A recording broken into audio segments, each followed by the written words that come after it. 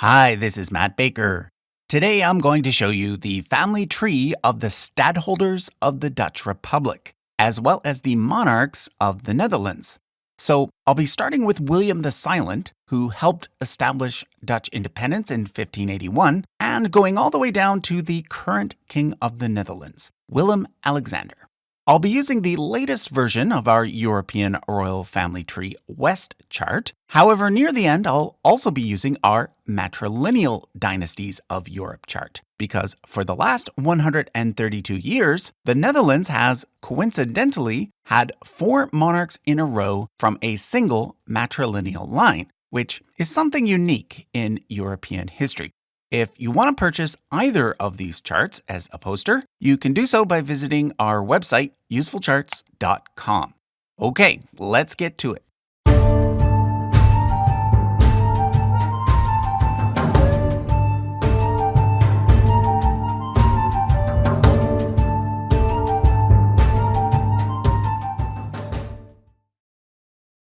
The Netherlands is located in a part of Europe called the Low Countries.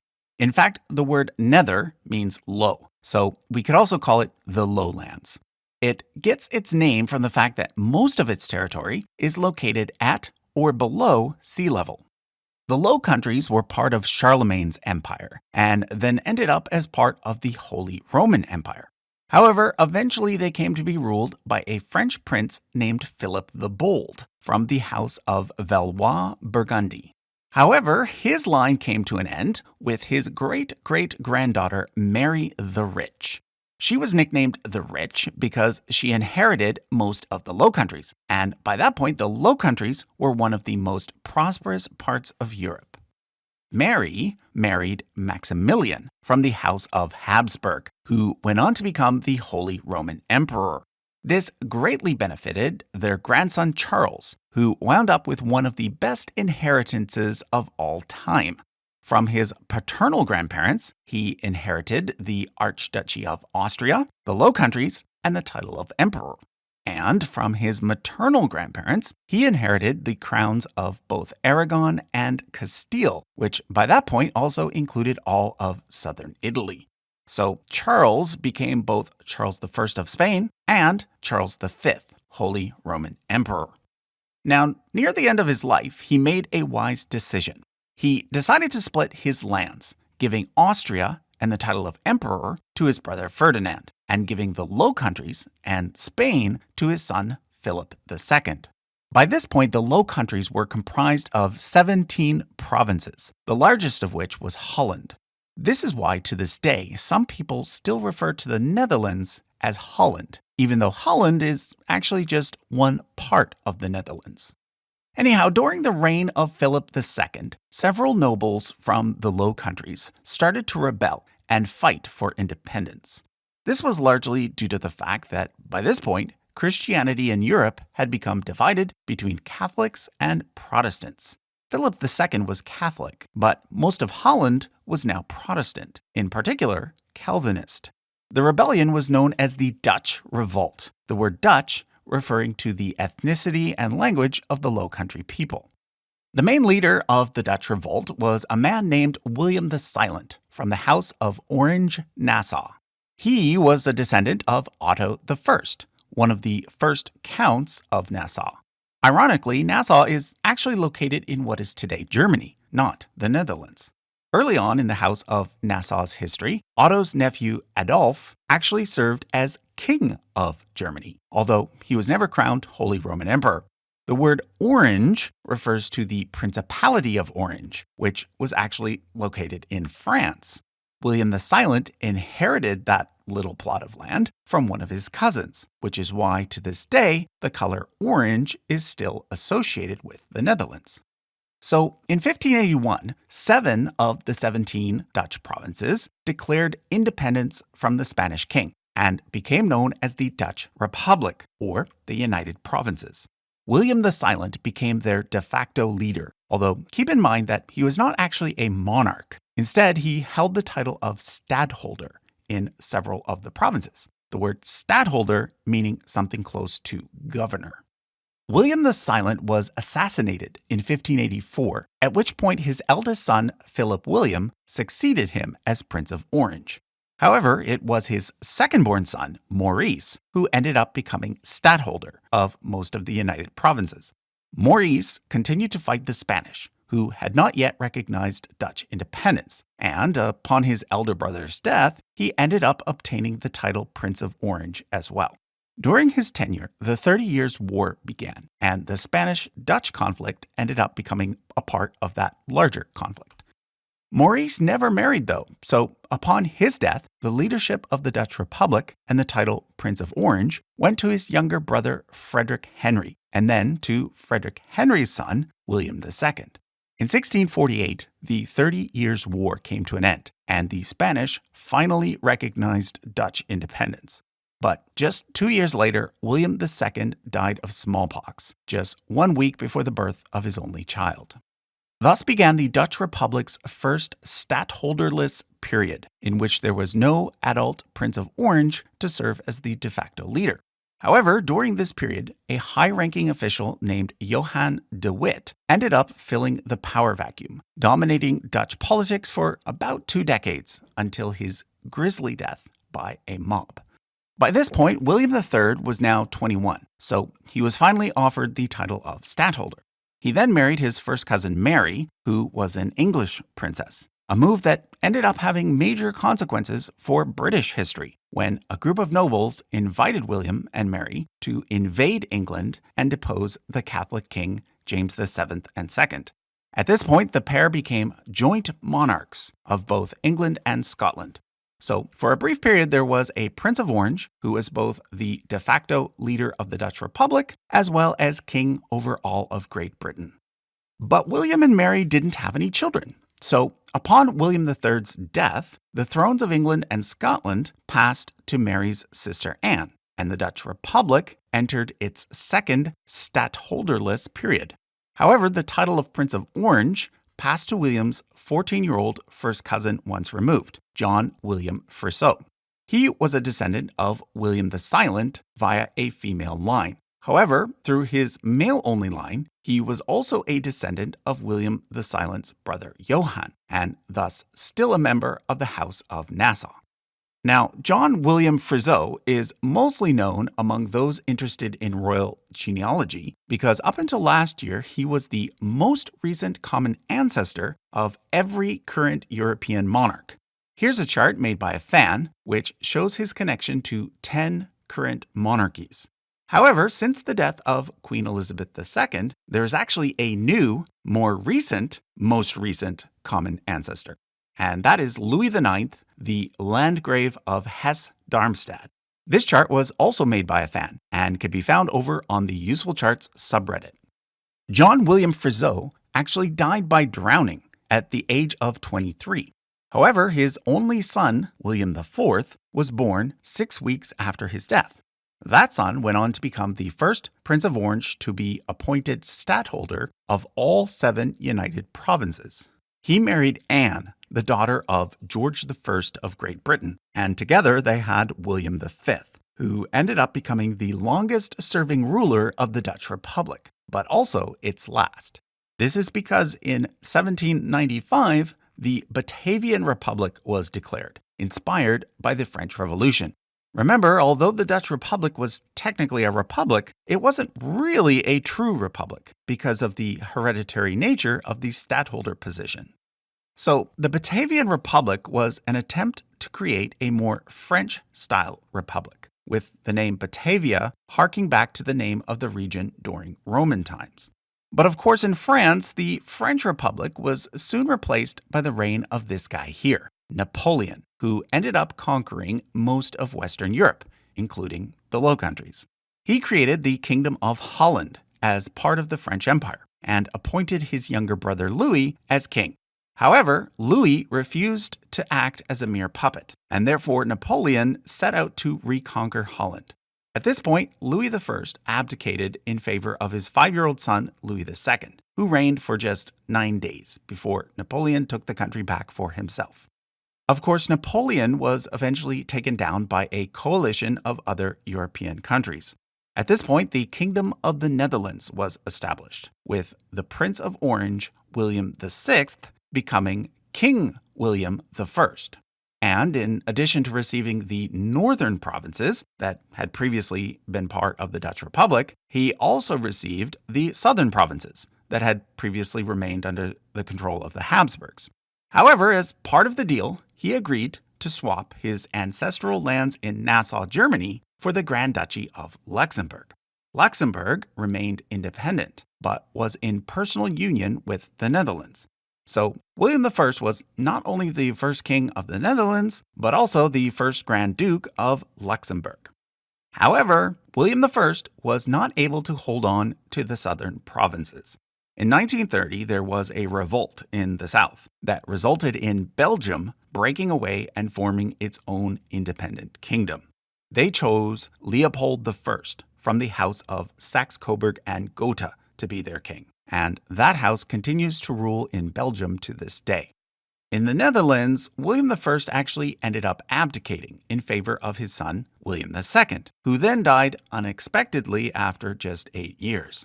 However, shortly before his death, revolutions broke out all over Europe in the year 1848, and this led to a new constitution for the Netherlands, one that made the country a parliamentary democracy.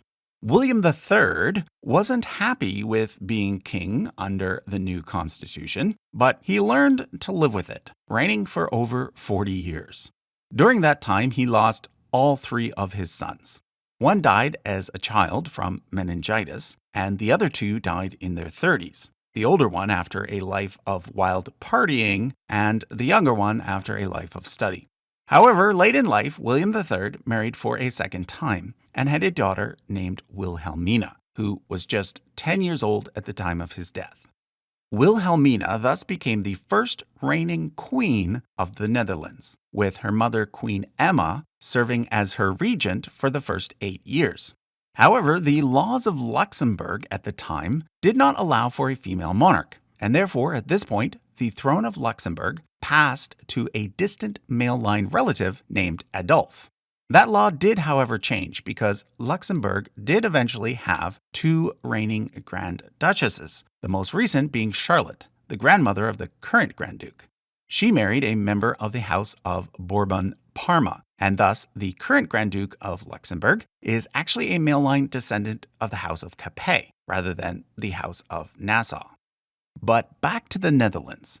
Queen Wilhelmina ended up becoming the longest reigning Dutch monarch, living through both World War I and World War II. In between the wars, she also became the world's richest woman and the first female to become a billionaire. During World War II, she had to flee to London, where she joined the Dutch government in exile. Then, a few years after the war, she abdicated in favor of her only child, Juliana. However, had she continued to reign until her death in 1962, Wilhelmina would have had a total reign of 72 years, which would have been more than a year longer than Queen Elizabeth, but just a few months shy of the record set by Louis XIV. Prior to becoming queen, Juliana spent most of World War II in exile in Canada. Interestingly, while she was there, she gave birth to a third daughter, Princess Margriet. However, in order to avoid a Dutch royal becoming a subject of the British monarch, the Canadian government did something unique. Just prior to the birth, Canada declared the maternity ward of the Ottawa Civic Hospital to be temporarily not part of Canada. Thus, the princess was not legally born on Canadian soil, although in reality, she kind of was. The other strange thing about the birth was that the father of the baby, Juliana's husband, Prince Bernard, was a former Nazi. However, by the time World War II started, he had married Juliana and had thus switched his allegiance to the Allies. In fact, he later became a commander of the Dutch armed forces and helped negotiate the German surrender. And then, of course, when Juliana became queen, he became the prince consort.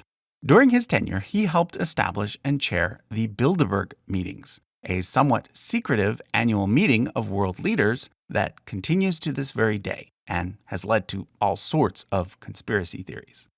But even though Prince Bernhard was controversial, Queen Juliana was extremely popular.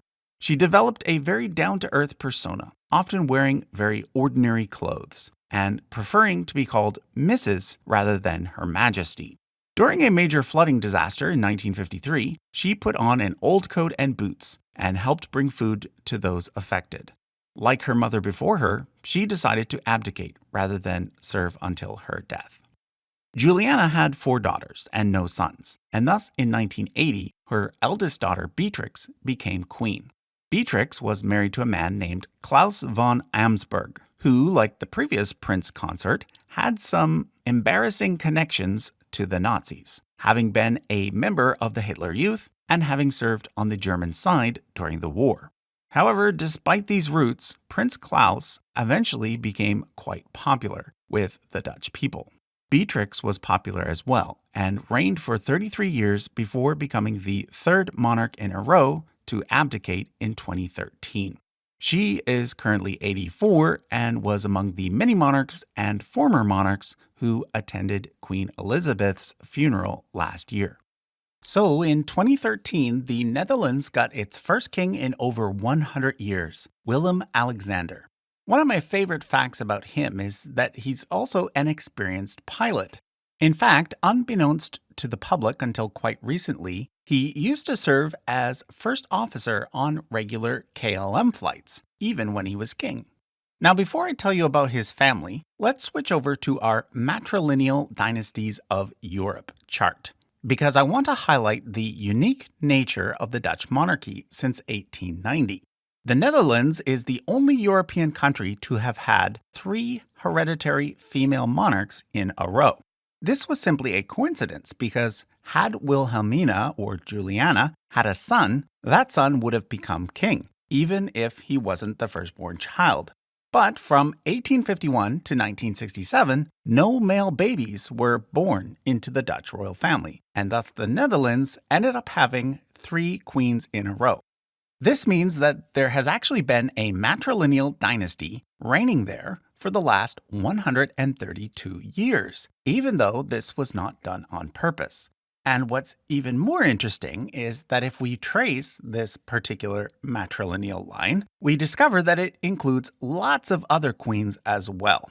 So while Queen Wilhelmina was, through her father, a member of the House of Orange-Nassau, through her mother, she connects to several other royal families.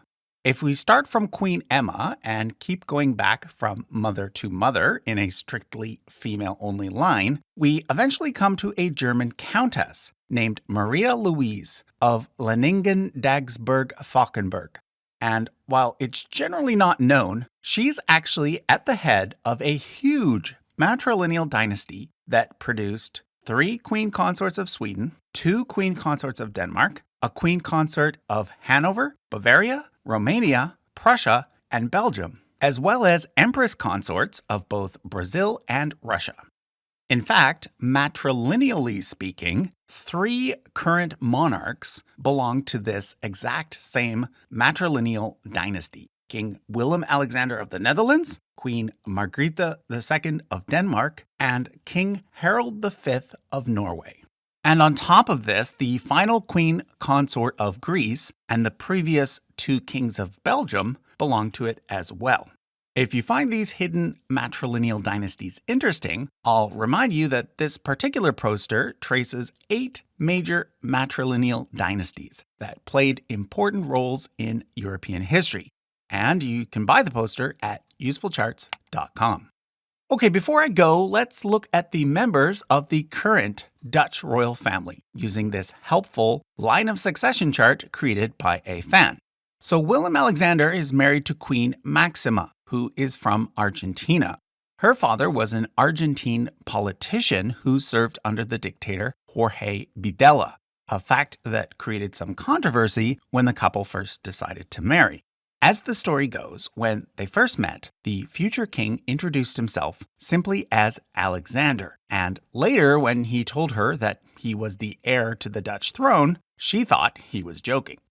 The couple has 3 daughters and no sons, so it looks likely that the Netherlands will once again switch back to a reigning queen in the future. Nowadays, the title Prince of Orange or Princess of Orange is used for the person who is first in line to the Dutch throne. That person is currently Caterina Amalia, although I should point out that she is not a member of the matrilineal dynasty that I pointed out earlier, being that she would belong to her mother's matrilineal line, not her father's. Fourth in line is the king's younger brother Constantine, followed by his 3 children. The king also had another brother named Frizzo, but he unfortunately died in an avalanche accident. Frizzo married without parliamentary permission, and thus his 2 daughters are not in the line of succession. Which means that the 8th and final person in line for the throne is Beatrix's sister Marguerite, who is the one who I mentioned earlier as being born in Canada, but not Canada. However, her children are not in the line of succession because, unlike in the UK, the Netherlands limits the line of succession to the descendants of the current monarch and to individuals who are 1 or 2 steps away from the monarch on the family tree. So, for example, Eloise is 2 steps away. This means that her children will be 3 steps away and therefore not in the line of succession. So, she will always be followed by her brother. I should also note that Beatrix's other living sister, Princess Irene, is also not in the line of succession because she married a Catholic, the former Duke of Parma. However, this does mean that King Willem Alexander and the current Duke of Parma, Carlos, are first cousins. Okay, so that was a look at the family tree of the stadtholders of the Dutch Republic and the monarchs of the Netherlands. Once again, if you want a copy of the poster, you can head over to usefulcharts.com. Thanks for watching.